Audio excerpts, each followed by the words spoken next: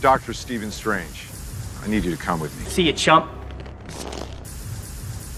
2021 has just begun, and it looks like this year could be huge for Spider-Man fans. And yes, I am one of them. The third and possibly final entry in the MCU series of Spider-Man movies is almost upon us, and we're pretty hyped to see what's in store. Welcome to Patrol Clip, webheads, and today we'll be discussing what we want to see in Spider-Man 3 coming out this year. There are casting rumors and possible story outcomes galore, so be sure to keep watching until the very end. And as always, be sure to hit that like button, subscribe, and ring the notification bell so you don't miss any updates on everything Patrol Clip. Now let's start slinging some webs. Hoo-ha! Spider-Man! Hello, pedestrians! Let's start off by addressing all of those wonderful casting rumors surrounding this one. First off, we had rumors that Tobey Maguire would be reprising his role as Peter Parker / Spider-Man in the new movie, as well as Andrew Garfield returning to the role as well. Both of those actors definitely left their mark on their respective series. No one seems to grasp the concept of the mask. The Sam Raimi trilogy of movies are pretty much universally loved by fans, although that third one is, it's a little weird, but still, all great fun to watch, and also serve as great insights on how superhero movies were brought into Hollywood. The Raimi trilogy and the X-Men movies definitely set that standard, especially for Marvel. The series of movies that Andrew Garfield starred in are pretty good in some aspects, for one being the performances of Garfield and Emma Stone. Man, does the suit in The Amazing Spider-Man 2 look incredible.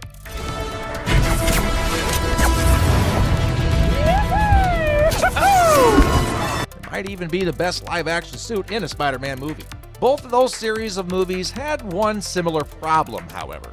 Each of their final installments had a plot that was way too overloaded and messy, usually with tons of new villains and characters being introduced just for the sake of it. In Tobey Maguire's Spider-Man 3, it was Venom and kinda also Sandman, although we probably would have preferred Harry Osborn alone as the main villain of the third installment. Would have made his psychological duel with Peter a lot more compelling and personal, but sadly the studio intervened and we got a Venom that wasn't great, to say the least. I like being bad. It makes me happy. Andrew Garfield's Amazing Spider-Man 2, well, they suffered the same problem, having the Rhino in a smaller role, but he still counts as a villain. Electro, played by Jamie Foxx, that actually wasn't too bad, and the Green Goblin / Harry Osborn, all in one movie. The biggest involved villain of the three is Harry Osborn himself, and to have him become the Goblin over the course of an hour feels a bit forced.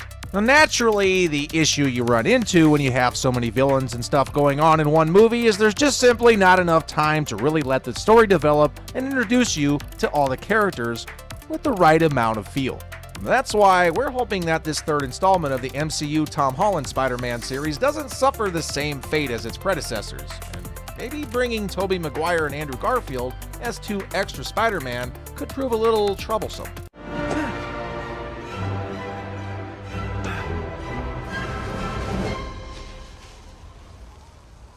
Where do all these guys come from? And then came the news of Jamie Foxx being cast as Electro once again, and none other than Alfred Molina as Otto Octavius, or as we know him best, Science Squid? Crap!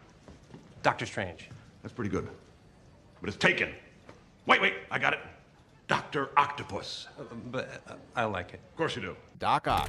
These casting announcements, plus the addition of Maguire and Garfield, make the upcoming movie feel like it's gonna explode with all the characters set to return. Thankfully, there is an explanation for all of this, and it's summed up with one word: multiverse. The only logical explanation for all of these returning characters and cast members from different Spider-Man movies is definitely a multiverse, and it's the first time we'll see a live-action Spider-Verse as well. The sequel to the first Doctor Strange movie is in the works, titled Doctor Strange and the Multiverse of Madness. There is supposedly a connection between that movie and Spider-Man 3. And we forgot to mention that Doctor Strange will be appearing in Spider-Man 3 as well, and we also forgot to mention that Sam Raimi is directing that Doctor Strange sequel. Whoops.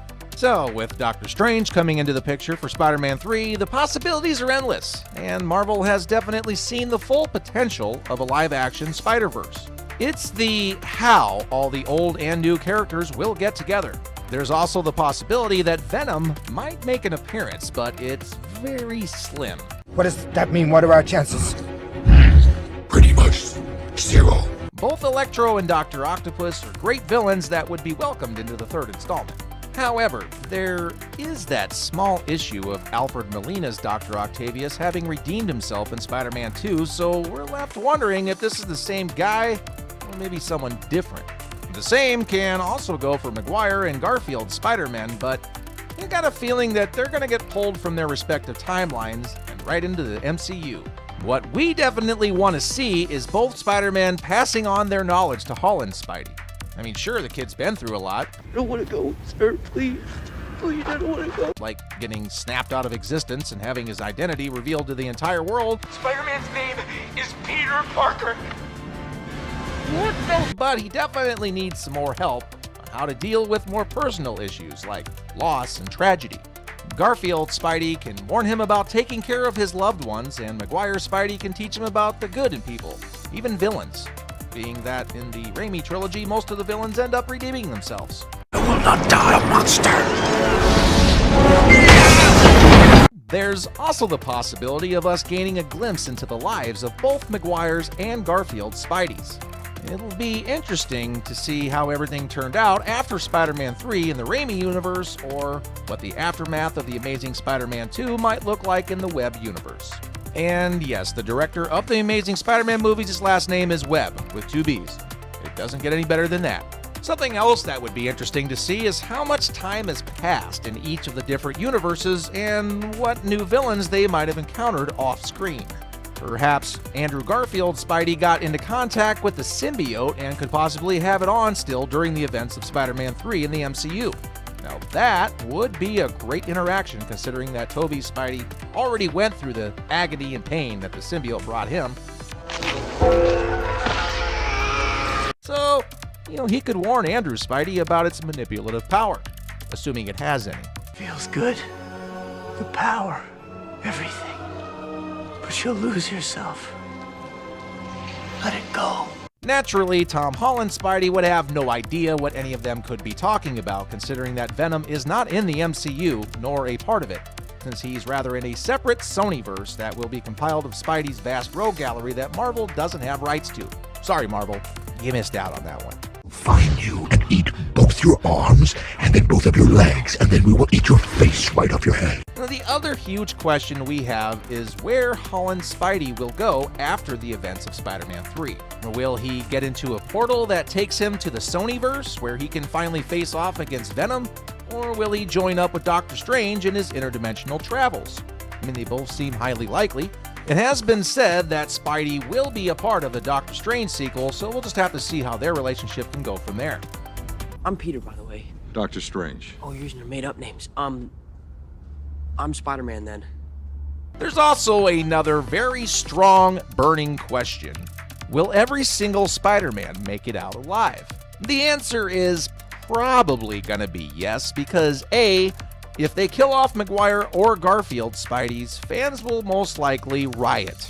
And B, you wouldn't bring back 2 amazing actors who played Spider-Man in their own way just to kill them off, because it's just too risky. However, after the Infinity War and that cliffhanger ending that we had there, kind of feels like anything could happen. To bring this discussion to its conclusion, what we're most excited for is seeing Garfield and Maguire's Spideys back on screen once again, and maybe some of the loose threads that were left from their canceled series can be tied up in the next installment of Holland's MCU Spider-Man series of movies. Of course, there were plenty of other characters that did get introduced by the way of the multiverse, and so there's a lot more possibilities out there. A certain Miles Morales, for example. My name is Miles Morales. I was bitten by a radioactive spider, and for like 2 days, I've been the one and only Spider-Man. No matter what they decide, we're just hoping that we get the ultimate satisfaction. But for now, we'll just have to wait until December of this year. Yeah, that's a long wait. But until then, we have plenty of time to speculate and get a couple trailers in there as well. But for now, be sure to thwip that like button and subscribe to our channel to keep your spider senses on full alert and all Marvel and movie-related content right here on Patrol Clip. And until next time!